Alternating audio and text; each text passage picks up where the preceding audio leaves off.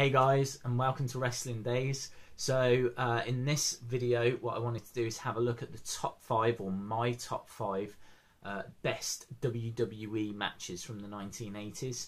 Ideally I want to do a series on these, so you'll have to join me next time for the top 5 best matches of the 1990s in the WWE, or WWF as it was known back then. This has been something that I've given quite a bit of thought to. I've certainly not just thrown this list together, and some of these matches we will have spoke about in other videos, because some of these matches are amongst my favourites. So with that being said, at number 5 we've got the Jumping Bomb Angels going up against the Glamour Girls, and this was from the Royal Rumble in 1988. This was just a great match. It had a lot of great counters to it. It was quite fast paced, and you know, it's such an unusual match as well. It's the first ever Royal Rumble, 1988. It's for the women's tag titles, the WWF women's tag titles, which is unusual enough. But it was also a 2 out of 3 falls match. And you know, this feud had built quite nicely. The teams had been on opposite sides at the Survivor Series the year before, and as you can imagine, there wasn't many teams competing for the women's tag team titles. So you know, it built quite nicely, and the fallout for this was a fantastic 2 out of 3 falls match. You can check it out on the network. As I say, it's the 1988 Royal Rumble, the first ever Royal Rumble. We've spoken about that before in the video I did on the women's tag titles, tag team titles, which you can find on the channel as well. So I'd urge you to give that a watch if you get a chance. Number 4, this one was a great match, but if it wasn't for one moment, I can't guarantee it would have made this list. The match is brilliant. The match is hard hitting. It is a cage match, and as soon as I say that, and you know it's the 1980s, I'm sure you can figure out that it's Don Muraco versus Jimmy Superfly Snuka. The reason for that is because the moment that I'm talking about is the moment that the Superfly comes from the top of the cage, 15-foot high cage, comes down and lands on top of Muraco, and actually connects with that splash. Just an absolute iconic moment. You cannot underestimate the impact this had on the business. And in fact, if you want to talk direct impact, there was a young Mick Foley that was sat in the 3rd row who, in his book Have a Nice Day, commented it was the most spectacular thing he'd ever seen. So clearly a moment that inspired Mick Foley. And you got to remember that these kind of moves and stunts and aerial acrobatics and whatnot, it just hadn't featured in wrestling. Wrestling was, you know, in a ring. Cage matches hadn't been around for, you know, that long. The notion of someone jumping off and landing a splash on top of someone else was, you know. As Superfly had actually tried it before. He'd had a match against Bob Backlund for the world title. This one against Muraco was for the Intercontinental title. It was at Madison Square Garden. I think this is 83, around, yeah, 1983, late 83.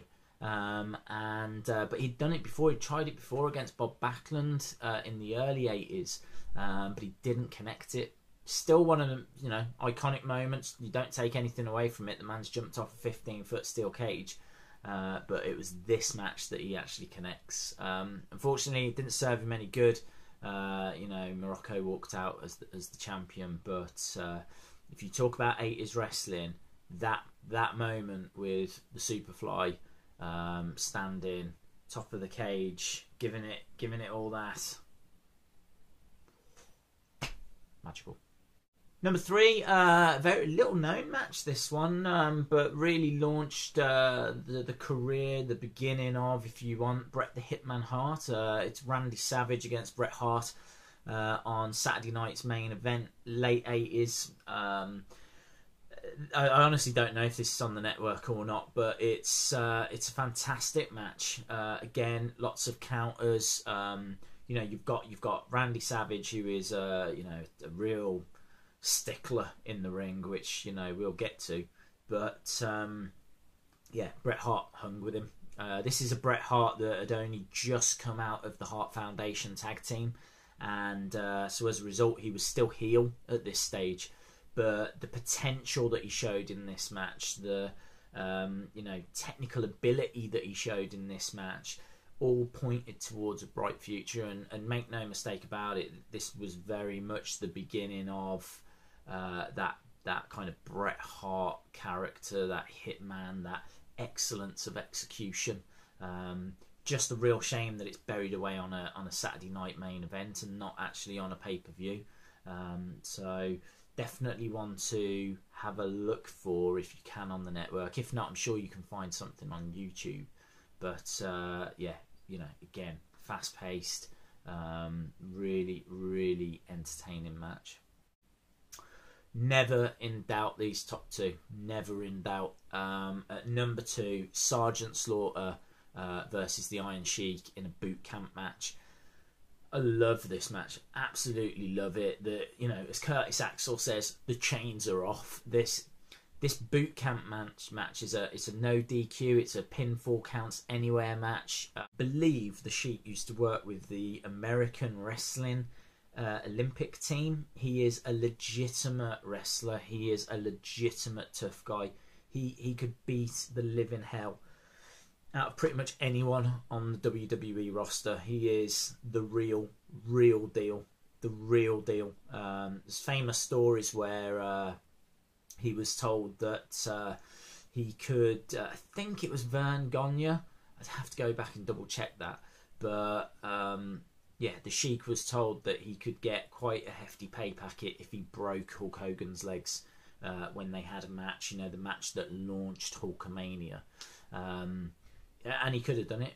Hogan was worried that he was going to do it. The Sheik is one tough cat, man. Really one tough cat. So this match, absolutely fantastic. No DQ match up against Sergeant Slaughter. You're talking about the Iron Sheik, who's from Iran, and it's very much being hailed as the enemy. There's a lot of American nationalistic pride in this. Sergeant Slaughter just come back to the WWE, WWF then, and he's in this match against the Iron Sheik, and it's an all-out war. It's an all-out war, hitting him with absolutely anything and everything. Again, you just didn't see those kind of matches on that regular basis. This stands up against modern day no DQ matches. In fact, I'd argue it's better than the Dean Ambrose Brock Lesnar match when it comes in that we saw at WrestleMania just gone, WrestleMania 32. I'd say from a brutality point of view, it's just, the crowd are hot as well, because at this point the crowd, kayfabe and all of that. So the crowd are proper into this. I really don't know if anyone has ever been as hated as the Iron Sheik. Maybe Eva Marie could give him a run for his money, but all joking aside, this guy had to watch his back because people were after him.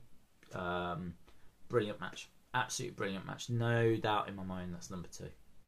Number 1, though, no great surprises, I'm afraid, and it is WrestleMania 3, Macho Man Randy Savage against Ricky the Dragon Steamboat. What can I say about this match that hasn't already been said? What I can tell you is that a lot of people, a lot of wrestlers don't rate it. Love it, or I've always loved it. Never doubt the quality of this. But there was Stone Cold podcast, I think, with William Regal, and Regal said it used to be his favourite match, but then he heard a lot of stuff about it behind the scenes, and it's not anymore. And he doesn't really go into detail, but I think what he hears is about how much work went into planning it, and the fact that Macho Man literally scripted the whole thing out. They'd be able to go number 52 and you'd know where you were in the ring, what the move was going to be. This was a play, really.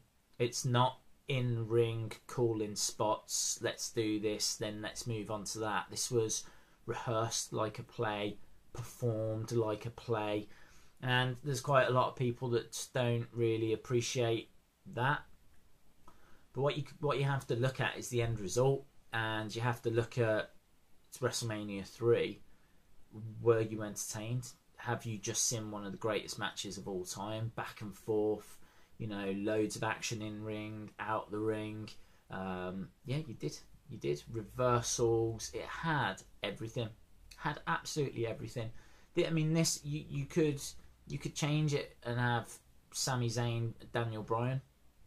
It would be the same match. That's Macho Man against Ricky the Dragon. Just change the names. Pretend you're watching Sami Zayn against Daniel Bryan.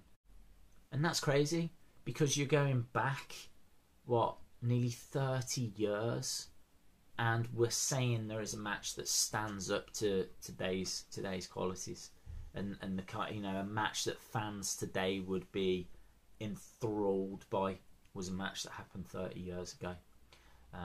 Shouldn't be a great surprise. Ricky the Dragon, one of the greatest of all time.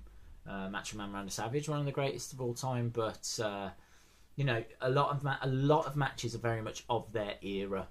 But this one transcends it all. It was planned to perfection. It is close to the perfect match, and deserves its place as, in my opinion, the greatest WWE 80's match of all time. It's worth pointing that out as well, because I honestly don't know enough about, you know, all the other promotions, like what was going on in the NWA with, you know, I've obviously seen a lot of like Dusty and Ric Flair and, you know, Ric Flair and Ricky Steamboat and, you know, all those kind of things, but just focused on WWE. These are the five that I enjoy the most. So cool. I'd love to know your thoughts. Love to know what your top 5 1980s matches were, or if you don't think that you've got 5, what's your top one? Let me know in the comments. I'd be very, very interested to know, because it gives me something to watch. Thought I'd start it with the 80s because most of these you'll be able to find on the network. There's no guarantee that we can talk about the 70s and you'd be able to find those, so just kind of felt right to start it here. But as we said, you know, going forward, I'll do videos. I'll try and do them on a weekly basis, so watch out for the next one, which will be the top 5 matches of the 90s, and then we'll do 2000s, and then we'll do 2010s, well, the current decade we're in, I suppose I should say. So if you haven't subscribed to the channel, it'd be brilliant if you did, because we've got all of that to come as well. Cool. Thanks a lot for watching, and hopefully I'll see you again next time. Bye for now.